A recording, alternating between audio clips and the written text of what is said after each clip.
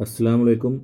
जमात दहुम 10th class के बच्चे, देखिए प्यारे बच्चों, यहाँ पर रियाजी अव्वल मैथ फर्स्ट का तीसरा सबक हिसाबी तसाउद का हमारा चल रहा था और 3.3 तक हमने सवालात हल किए थे और हमने 3.4 के लिए आपको ये कहा था कि 3.4 के जो इबारती सवालात हैं वो ख़ुद से हल करने की कोशिश करें और हमारे नंबर पर पर्सनली भेजें या ग्रुप में भेजें।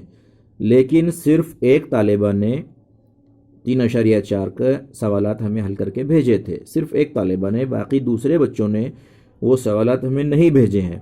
तो हो सकता है उनको वक्त ना मिला हो, लेकिन हम ये समझ कर चल रहे हैं कि हो सकता है उन बच्चों को ना समझा हो। तो इसलिए 3.4 के सवालात की हिंट भी देते हैं हम आपको और सवाल हल करके बताते हैं। देखिए प्यारे बच्चों, जैसा कि आपको मालूम है कि कुछ अरकान दिए हुए हैं किसी हिसाबी तसाउद के अरिथमेटिक प्रोग्रेशन के, जैसे पहला, दूसरा, तीसरा रुकन और 20वां रुकन पूछा है। तो ऐसी सूरत में आपको टीएन का फार्मूला यूज़ करना है और टीएन मालूम करना है। मान लीजिए 20वां रुकन पूछा है तो T20 मालूम करना है, 15वां रुकन पूछा है तो T15 T15 मालूम करना है, मुश्तरक फ़र्क पूछा है तो डी मालूम करना है। इस तरह को करना है। अगर उसने अरकान की जमा करने को कहा है तो आपको सम, SUM सम, उससे बना समेशन यानी जमा, तो SN का फार्मूला यूज़ करना है। देखिए याद रखिए, एक मरतबा और दोहरा रहे हैं हम। कोई अरकान पूछा है तो TN का ज़ाब्ता आएगा, और अगर उसने जमा पूछा है, मजमुआ पूछा है, कुल बचत पूछा है, कुल कोई भी चीज़ की जमा पूछा है तो SN का फार्मूला आएगा। आपको SN का फार्मूला ज़ाब्ता याद है, TN का ज़ाब्ता याद है। तो यहाँ पर 3.4 में मिक्स अप क्वेश्चंस है। मिक्स अप का मतलब यहाँ पर इबारती सवाल, चूंकि लास्ट मश्क है इस सबक की, इसलिए यहाँ पर मिक्स अप है, मतलब TN के भी सवाल है और SN के भी। तो देखिए हम आपको हिंट देते हैं किस तरह करना है इस किस्म के सवालों को। मान लीजिए आपको यहाँ से सवाल किताब में से देखना है कि 3.4 का पहला सवाल, साइमा ने 1 जनवरी 2016 को तय किया कि वो आज 10 रुपये और दूसरे दिन 11 रुपये और तीसरे दिन 12 रुपये इस तरह वो बचत करती रहेगी। तो बताइए 31 दिसंबर 2016 तक उसकी कुल कितनी बचत हुई, है ना। तो चलिए 3.4 ये पहला सवाल। साइमा ने 1 जनवरी 2016 को स्टार्ट किया था, तो सबसे पहले 10 रुपये से स्टार्ट हुआ है। तो आपको मालूम है कि पहला जो भी रुकन होता है उसे T1 भी कहा जाता है या स्मॉल a भी कहा जाता है, और वो है 10। उसके बाद यहाँ पर दूसरा रुकन जो है T2 मसावी, T2 is equal to कितना है, 11। उसके बाद T3 इक्वल टू मसावी कितना है, 12। आप गौर से देखेंगे तो बच्चों 10, 11, 12 इस तरह हो रहा है, तो आपको D मिल जाएगा। लेकिन आपको D जुबानी याद हो गया, बट आपको लिखना है, फॉर्मेलिटीज़ पूरी करना है, स्टेप्स लिखना है, तभी आपको मार्क्स मिलेंगे।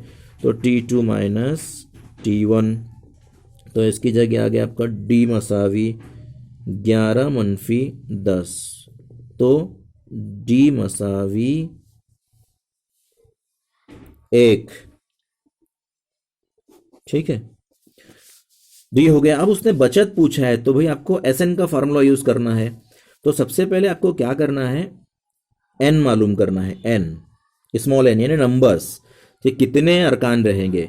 तो देखिए पहले बच्चों, जनवरी 2016 है ना, और 31 दिसंबर, तो दिन कितने होने चाहिए। एक साल में आपको पता है कि 365 दिन होते हैं, 365 डेज। लेकिन एक ऐसा भी साल आता है जिसे लीप ईयर, लीप का साल कहते हैं। इस लीप साल में, लीप ईयर में फरवरी 29 दिन का होता है, वरना आम जो साल होता है साधारण सिंपल वाला, उस साल में, उस ईयर में हमेशा 365 दिन होते हैं। लेकिन हर 365 क्यों होते हैं, क्योंकि फरवरी 28 का होता है। बट हर 4 साल के बाद ऐसा साल आता है जिसे लीप ईयर कहा जाता है। लीप साल, उसमें फरवरी 29 का होता है।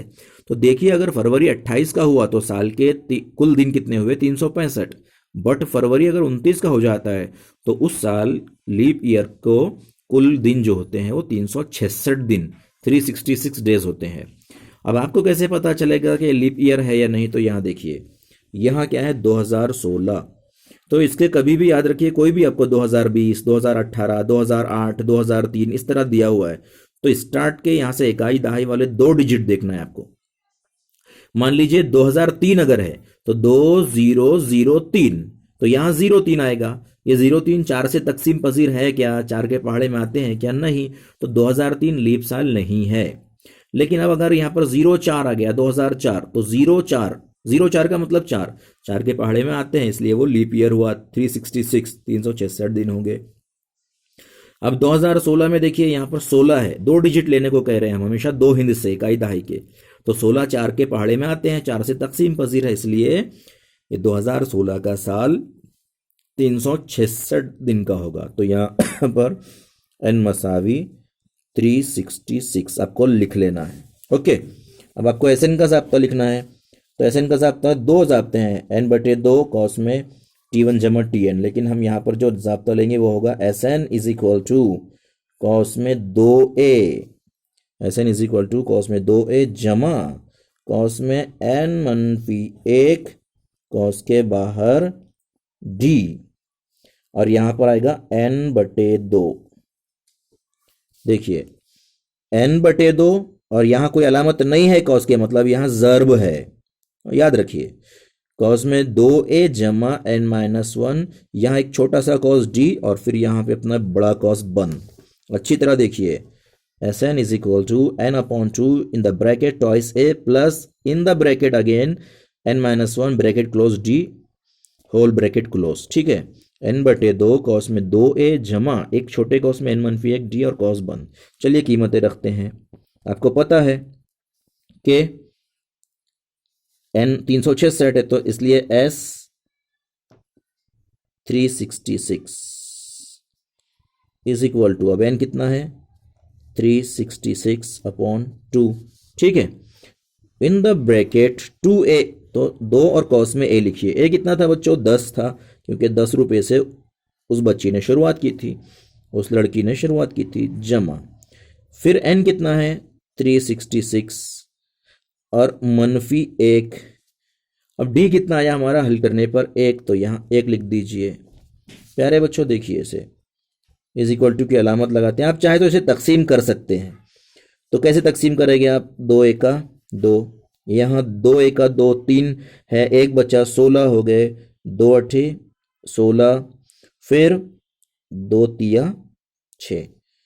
देखिए अगर आपको तकसीम सही है या नहीं चेक करना है तो 2 से ज़रब देकर देखिए, 2 तिया 6, फिर 2 अठे 16 के 6, हासिल आया 1, 2 एका 2 और 1 3, सही है। तो आप यहाँ पर अगली स्टेप में डायरेक्ट 183 लिख सकते हैं। 183 लिखने के बाद इन दोनों की ज़रब करना है, 2 दहाई 20, ख्याल रहे यहाँ पर ज़रब है, हाँ, जमा 366 में से 1 गया तो 365। इसी टाइप के सवाल है बच्चों, इसीलिए हमने आपको कहा था कि आप खुद से कीजिए। मगर अफसोस की बात कि बहुत कम बच्चों का एक ही तालिबा का रिप्लाई आया, तो हमको ऐसा लगा शायद आपको नहीं आया होगा। देखिए 366 में से 1 गए 365, और उस 365 को 1 से ज़रब दिए तो 365 का 365। किसी भी अदद को 1 से ज़रब दिए तो क्या होता है, वही जवाब आता है। यहाँ पर देखिए 183 कॉस में इनकी जमा करना है, तो 5 के 5, सिफर मिलाने पर 5, 6 और 2 8 और 3 के 3। अब देखिए 183 और 385 इनकी आपको करना है ज़रब, कितना 385 और 183 183। प्यारे बच्चों डायरेक्ट भी किया जा सकता है, कैलकुलेशन भी किया जा सकता है, लेकिन आपको ज़रब करने का तरीका हमेशा आना चाहिए। तो डायरेक्ट करने की बजाय आप खुद से करके देखिए। आमतौर से क्या होता है, 10th क्लास के बच्चे पूरा क्वेश्चन स्टार्ट से सॉल्व करना शुरू करते हैं, सही करते हैं हर चीज़, formula, put the values, get the answer, सब कैलकुलेशन हिसाब सब करते हैं, लेकिन कहीं ना कहीं ज़रब में डायरेक्ट एक्शन लेने की वजह से गलती हो जाती है। अगर एक गलती आपकी हो गई तो जहाँ आपकी गलती हुई उसके आगे की पूरी स्टेप्स गलत होती है, इसलिए आप ध्यान से यहाँ देखिए। 3 पंजे 15 के 5 हासिल आया 1, 3 अठे 24 और 1 25, 25 के 5 हासिल आए 2 3 3 9 और 2 11। इसके आगे आपको मालूम है छोटी क्लास में आपने सीखे थे जमा की अलामत लगाइए। 8 पंजे 40 के 0 हासिल आए 4, 8 अठे 64 और 4 68 हासिल आए 6, 8 या 24 और 6 30। इसके नीचे यहाँ भी जमा लगाइए, यहाँ भी जमा लगाइए। 1 पंजे 5 होते हैं, 1 अठे 8 होते हैं और 1 तिया 3 होते हैं। अब जमा कीजिए 5 के 5 5 के 5, 8 और 1 9 9 और 5 14 के 4 हासिल आया 1 1 और 1 2 8 और 2 10 का 0 हासिल आया 1 3 और 3 6 और 1 7। तो 70,455। तो कुल मिला के इसका क्या जवाब हुआ? 70,455। ये इसका क्या हुआ? रुपए। तो S366 तो आपको लास्ट में एक जुमला ऐड करना रहेगा कि साइमा की कुल बचत 70,455 होगी। और इस तरह ये सवाल मुकम्मल हुआ। प्यारे बच्चों, आप दूसरे सवालात भी इस तरह से बिल्कुल कर सकते हैं। ओके, फिर भी अगर कुछ ना समझे तो हमें बिल्कुल पूछिए। ओके, थैंक यू, धन्यवाद, शुक्रिया, जज़ाकल्लाह, अल्लाह हाफिज़।